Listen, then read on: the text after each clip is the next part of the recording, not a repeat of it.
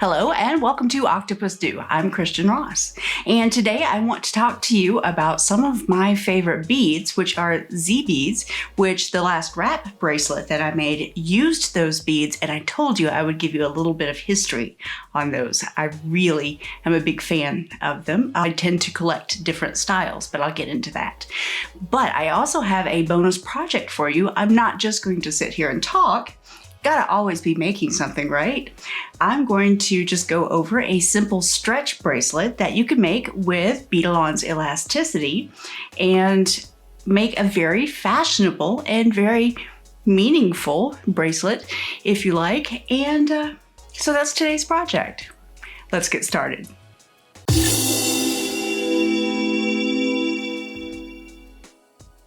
You can make today's bracelet with just about any type of bead as long as the hole is big enough to go over your elasticity that you choose to use. I'm using a very thick elasticity today, which is a 1 millimeter in diameter because the beads that I'm using have large-ish holes and they could fit this 1 millimeter elasticity, but they also could work with a larger silk, like a size 8 or a size 10 on the silk. And they would also accommodate a small leather cord. So if you have a 1 millimeter leather cord, you could also string your Dzi beads on that. The other supplies that you're going to need are a pair of scissors to cut your elasticity, your beads, of course, a little bit of glue, and I am using the GS Hypo Cement because it has that precise point where you can glue just a little bit on there and get the glue exactly where you need it to go. And I use one of these two devices, and I'll show you exactly how later, but you can use a third hand tool that has these alligator clips on the top, or you can also use your Knotty Do-It-All board, either of the sizes, with just 2 clips.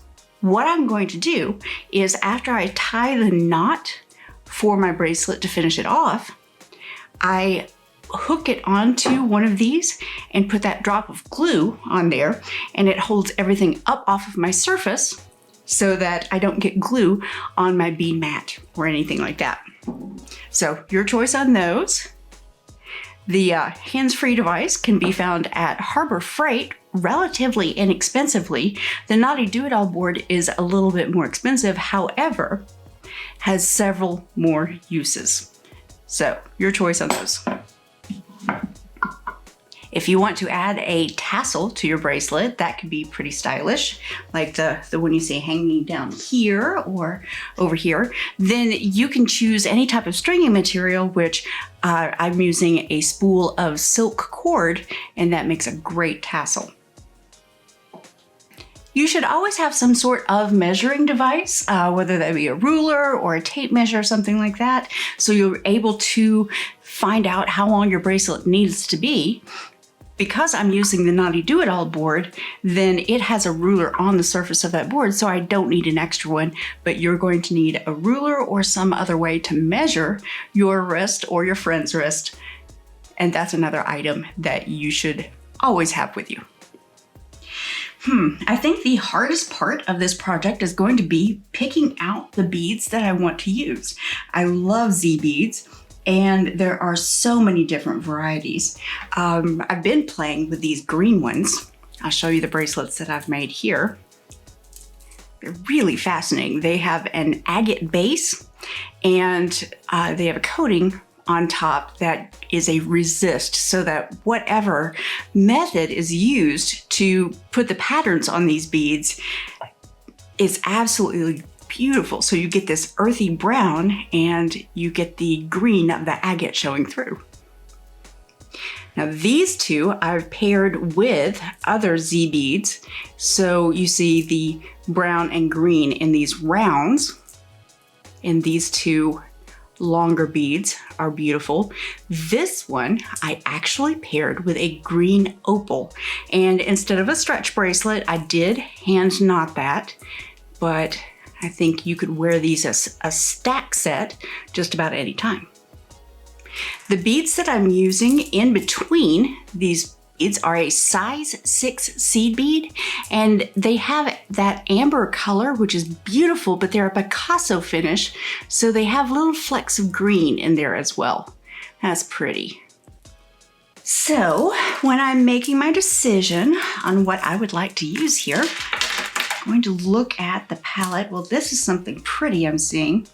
I have some Botswana agate, which have a really pretty gray and mauvey pink to them, kind of a mauvey, peachy, gray pink.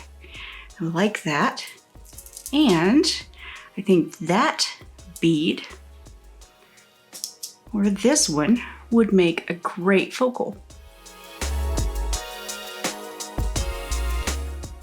I think I'm going to go with this one.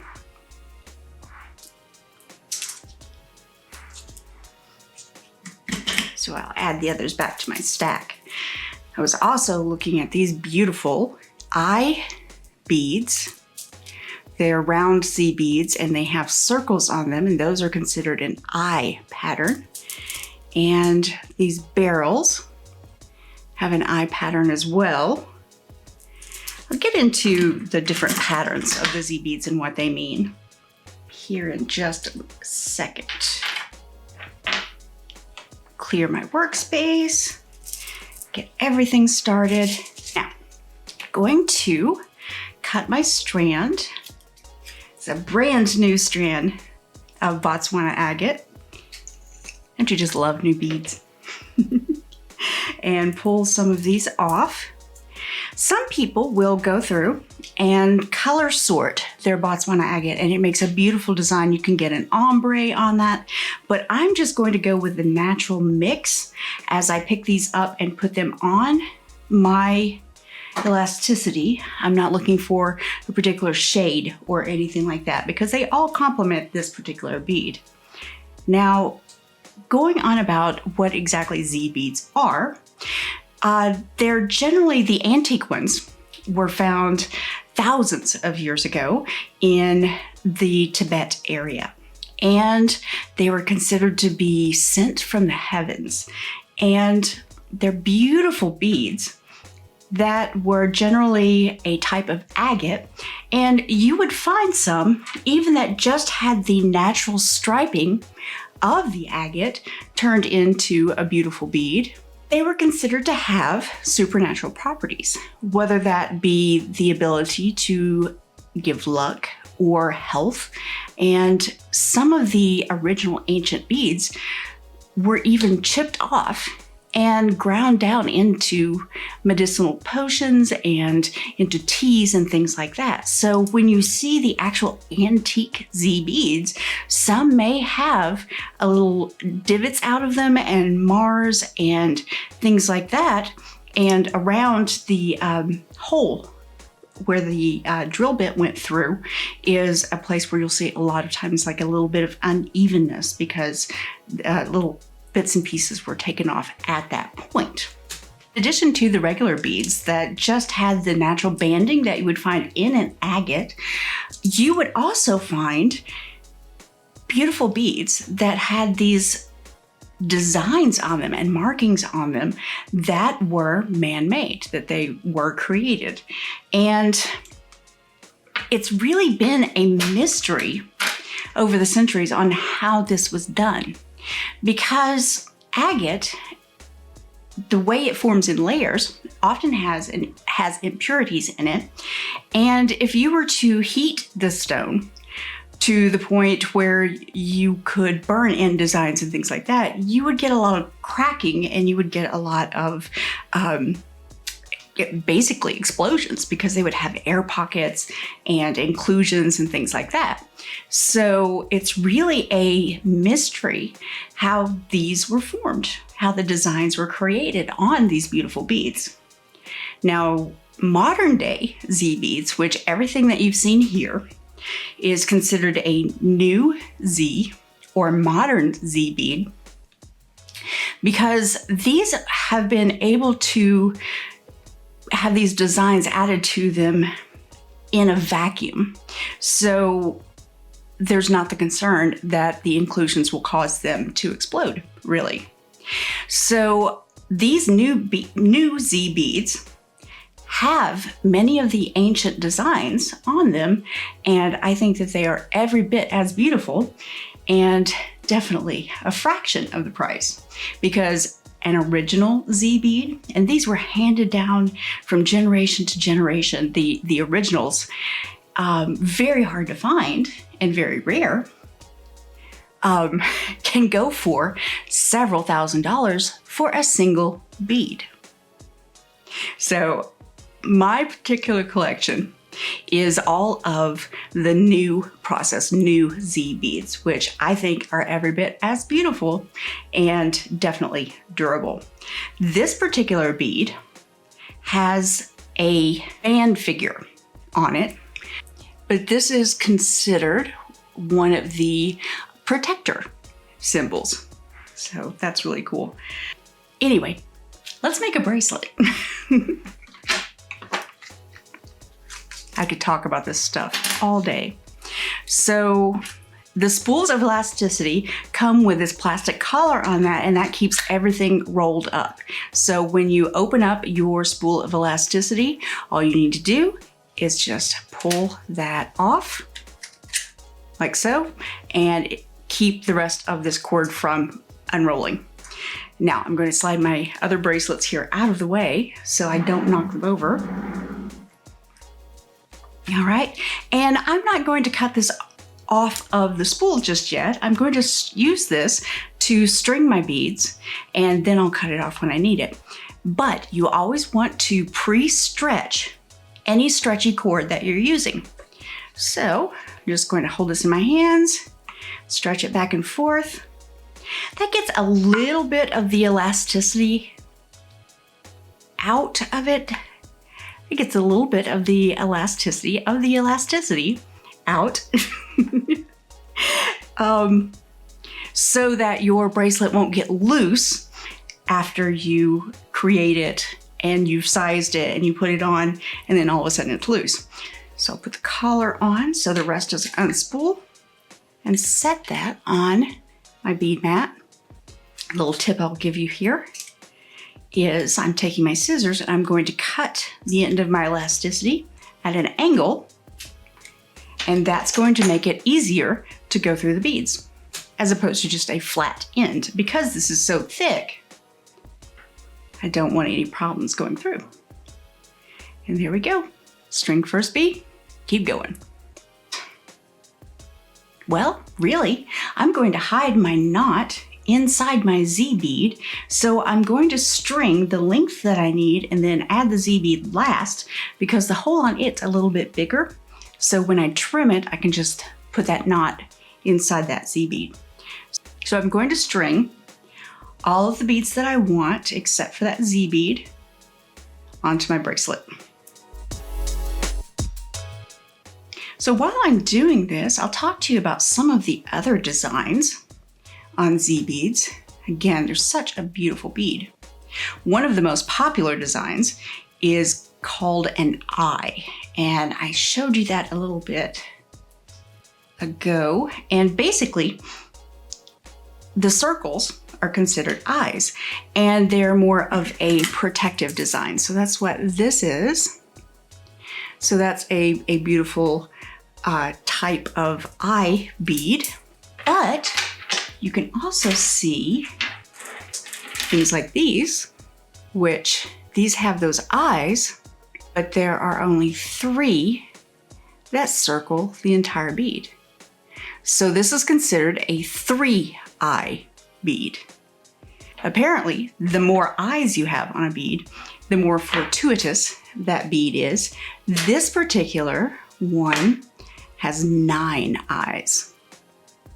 And what this is I've started, haven't trimmed everything up yet, but I've started making a lamp pool out of this one. So I made a tassel for the end and strung my S-line through here and made a little noose knot at the top just to shore everything up, and I have a little bit of extra. So what I'll do is I'll hook that onto my the plumber chain that comes on my ceiling fan or ball chain, sorry. Different people call it different things. And use that as my lamp pull or my ceiling fan pull. So I'll have a little bit of good luck for my house. I'm going to string some more and I'll tell you about some of the other designs.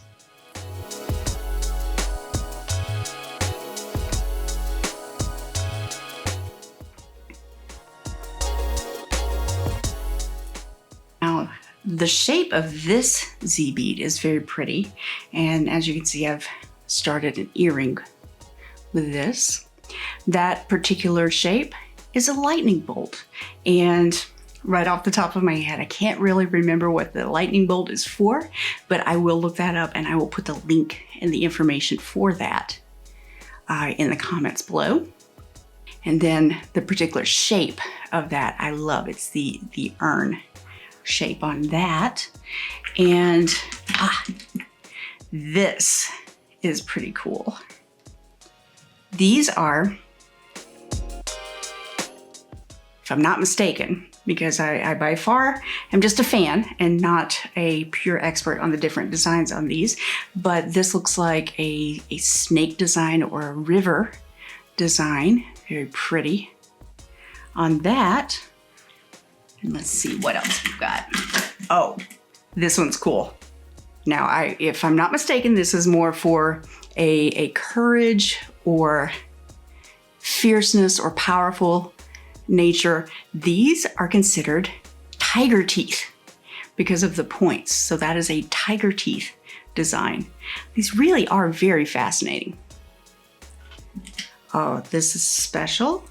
And some of these unique ones, like the one I'm using for this bracelet, this particular guy right here, were given to me as a gift because she knows how much I like them, by Gail DeLuca of White Fox Beads. And this particular design is a lotus flower. And the significance of a lotus flower is almost like what we consider in Western culture like a butterfly. And the meaning is this new growth and this beauty that can come from this muck or mud background. Lotus flowers can only bloom out of muddy swamp type areas. And so you'll have this water, this brackish water that you can't see through, but then you will have a beautiful lotus flower appear out of that. So those are pretty special. Oh, and then one of my favorite, just for spacer beads or fill beads or stretch bracelets and things like that, are these guys. They have a stripe through. So they're opaque and brown for most of the outside, but they have this translucent stripe that light comes through. And that's the agate that you see coming through. So there really are very many different designs. They all have meanings, and I'll send you some links in the comments below in case you're interested in all of that as well. But I just think that they're very special beads. All beads are really special, but these have such a history and a bit of a meaning behind them. And I really like that. Never going to get this bracelet strong, am I? If I keep talking.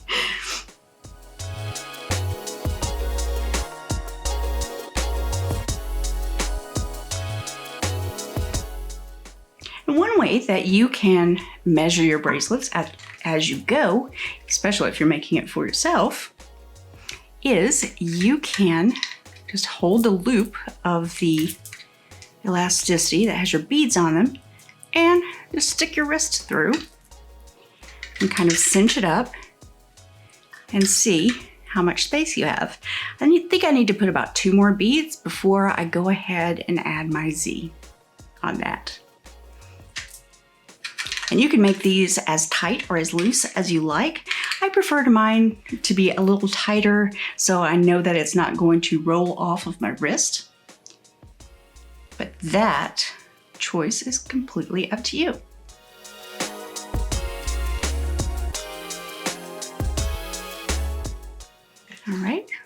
that again. There we go. So I can trim my elasticity now, and we'll get ready to add the Z.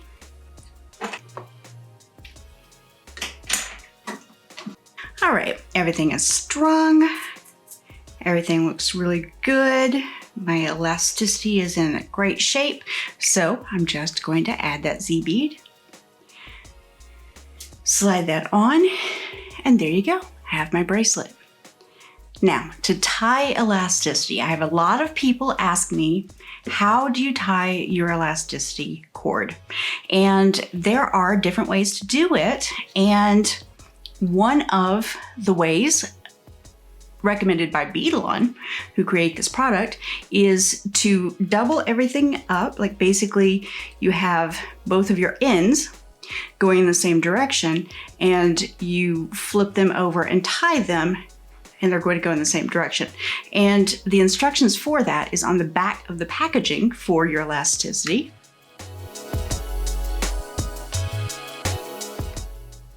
But I'm going to show you what I like doing, which is a little bit different. Now, if you do it that way, then you really don't have to glue it. But just for a little extra bit of safety, I do prefer to glue mine as well. So instead of the ends of the cord going in the same direction, I'm going to tie this in an overhand knot, just like the first knot of tying your shoe. So that's what that looks like. So just like so. And I go ahead and pull it, and I'm not pulling it too tight because I don't want the bracelet to start to stretch yet.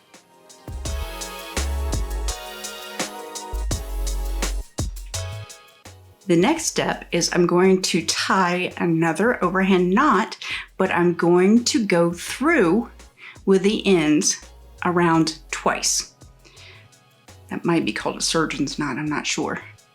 So I'm putting my finger in there just to hold everything, and then I go through like I'm tying my shoe.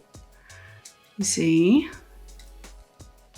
that overhand knot, but then I go back through with the end again, so it's been looped around twice. And I pull that tight. And not only am I pulling on the ends here of the bracelet, I'm also going to pull on the bracelet itself, and that just cinches everything up tight. And that ends up with a very secure knot, which I'm going to pull down into the Z bead after I glue it. So what I need to do now is set this up to glue. So I can use my third hand, which will hold everything. It's pretty handy. Or I can use my Knotty Do-It-All board. Now, one reason, an advantage to using the Knotty Do-It-All board is I can hold several bracelets at once. So if I'm making a lot, then I can line them all up, glue them all, and they'll be dry and have plenty of room. So grab one side of my cord there, and one side of my elasticity there. Now, using my GS Hypo Cement, and the beauty about that is it has that pinpoint tip.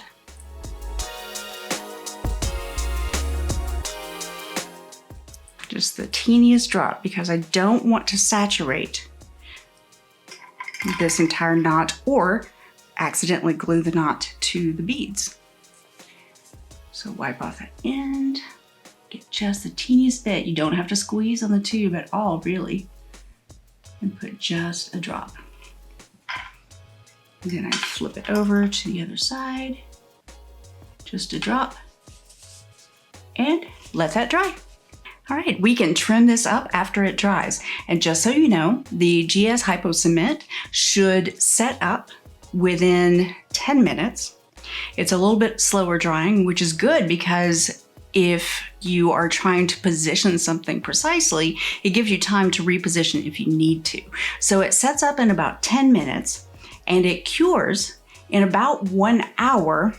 unless you have higher humidity. If you are in an area that has higher humidity, it really could take up to 24 hours. So you really just want to let this set and let it dry, and don't worry about it until the next day. And then you know that you'll be set and you'll be good. So I've let this set for a while. I'm going to trim it and hide the knot inside the bead. So pull this down, set that over here. All right, just going to trim these tails. Little snip there, little snip here. There we go. So you can see the knot, which it really isn't very obtrusive as it is. But what I'm going to do is I'm going to pull on the side that doesn't have the knot to kind of suck that into the bead while I push on the knot with the end of my scissors here. So I'm pulling and pushing on this side. All right. And now my knot is hidden inside the larger bead. Very pretty.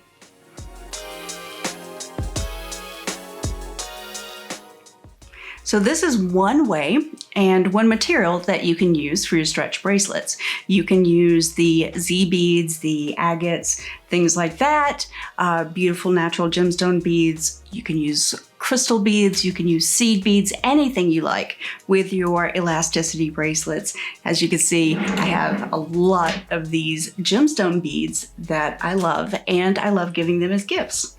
And the material I like using for that is the elasticity, and the larger the size, the better, as long as it will fit through the hole, because you don't want a lot of space in your hole. You want to fill up that hole with your stringing material as much as possible. So for this project, I did use the 1.0 millimeter on that, and the GS Hypo Cement because it has that precision applicator. So really just set up to make a bunch of beautiful bracelets.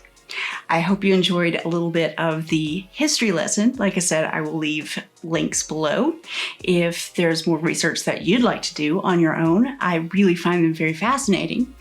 And yeah, I hope you enjoyed this project. So if you do like these videos from OctopusDo, don't forget to subscribe and click on the notification icon after you do that so that you'll learn when new videos come out.